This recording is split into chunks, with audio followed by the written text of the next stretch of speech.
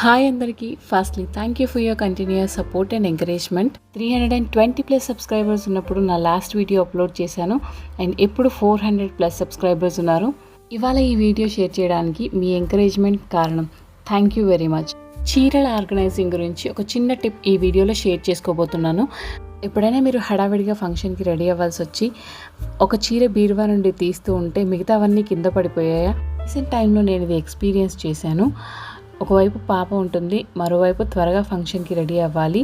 Foldings అన్నీ పోయి చీరలన్నీ కింద పడిపోయి ఉంటాయి. చాలా ఫ్రస్ట్రేటింగ్గా ఉంటుంది. శారీ అండ్ బ్లౌజ్ని ఒక కవర్లో పెడితే అవి కింద పడిపోయినా కూడా ఫోల్డింగ్ పోదు అండ్ ఈజీగా మళ్ళీ అలైన్ చేసుకోవచ్చు అని చెప్పేసి ఇలా మీరు చూస్తున్నట్టుగా కవర్స్లో పెడుతున్నాను.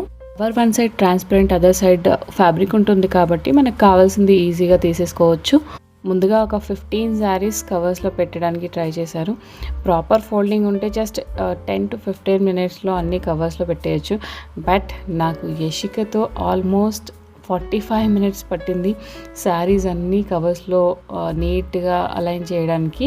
ఈ శారీ కవర్స్ అనేవి ప్రతి ఇంట్లో మస్ట్ నీడ్ ప్రోడక్ట్ అనిపించింది. ప్రతి ఇంట్లో ఆడవాళ్ళకి ఉండే సమస్య కదా అలైన్మెంట్. ఒకసారి పోయిందంటే మనకి టైం ఉన్నా లేకపోయినా, ఇంట్రెస్ట్ ఉన్నా లేకపోయినా వాటిని మళ్ళీ ఫోల్డ్ చేసి ఓపిక్గా అలైన్ చేసుకోవాలి. ఇది చాలా టైం కన్జ్యూమింగ్ టాస్క్.